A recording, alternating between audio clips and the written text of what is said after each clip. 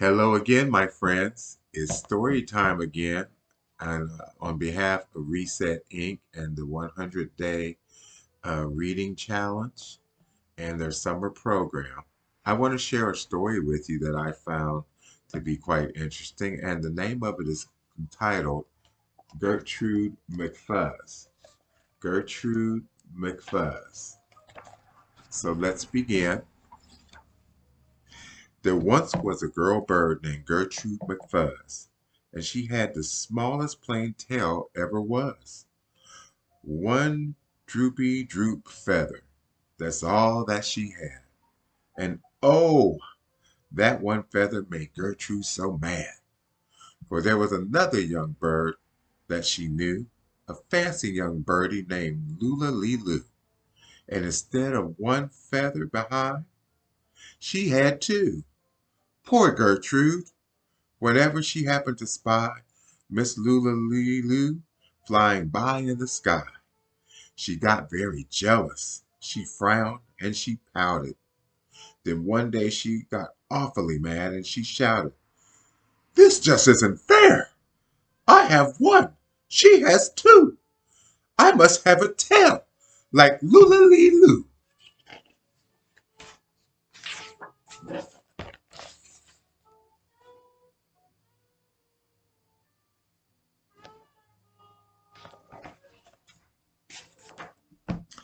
So she flew to her uncle, a doctor named Dake, whose office was high in a tree by the lake. And she cried, "Uncle Doctor, oh please do you know of some kind of a pill that will make my tail grow?" "Tut, tut," said the doctor. "Such talk, how absurd. Your tail is just right for your kind of a bird." Then Gertrude had tantrums. She raised such a din that finally her uncle the doctor gave in, and he told her just where she could find such a pill. On a pillberry vine on the top of the hill. "Oh, thank you," chirped Gertrude McFuzz, and she flew right straight to the hill where the pillberry grew.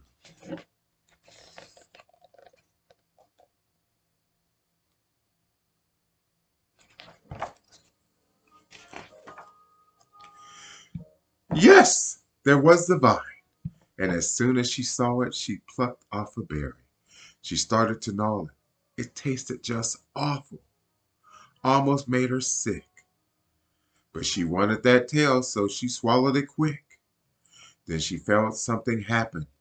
She felt a small twitch, and if she'd been tapped down behind by a switch. And Gertrude looked around, and she cheered. It was true! Two feathers, exactly like Lula Lee Loo. Then she got an idea. Now I know what to do.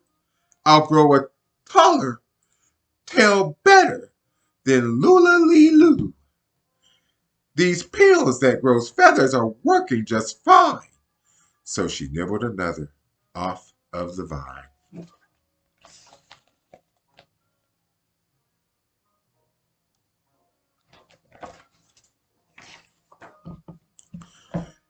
She felt a new twitch, and then Gertrude yelled, "Whee!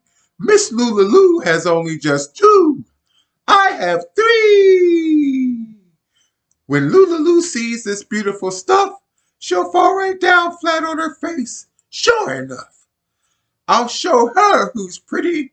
I certainly will. Why, I'll make my tail even prettier still. She snatched at those berries that grew on that vine. She gobbled down 4, 5, 6, 7, 8, 9, and she didn't stop eating, young Gertrude McFuzz, till she'd eaten 3 dozen. That's all there was.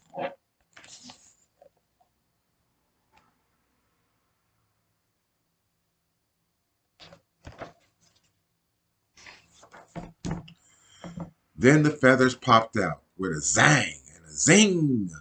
They blossomed like flowers that bloomed in the spring, all fit for a queen. What a sight to behold! They sparkled like diamonds and gumdrops and gold, like silk like spaghetti, like satin, like lace.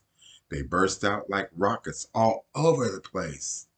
They waved in the air and they swished in the breeze, and some were as long as the branches of trees. And still they kept growing. They popped and they popped until long about sundown when finally they stopped. And now, giggled Gertrude, the next thing I'll do is fly right straight home and show Larry Lee Lou. And when Lula sees these, why her face will get red, and she'll let out a scream, and she'll fall right down dead.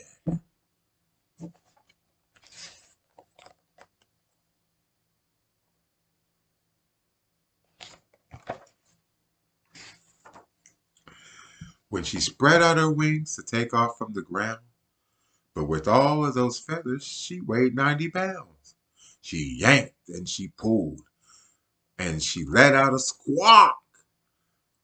But that bird couldn't fly, couldn't run, couldn't walk. And although the night that she stuck on that hill, and Gertrude McFuzz might be stuck up there still, if her good Uncle Drake hadn't heard the girl yelp, he rushed to her rescue and brought along help.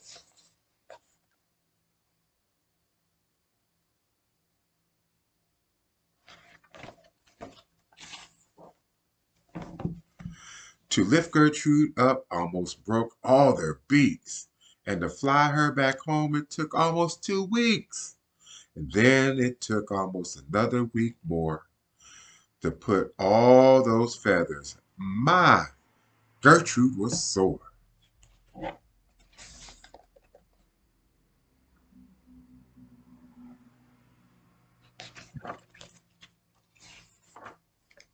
And finally, when all the pulling was done, Gertrude, behind her again, had just one. That one little feather she had as a starter. But now that's enough because now she is smarter.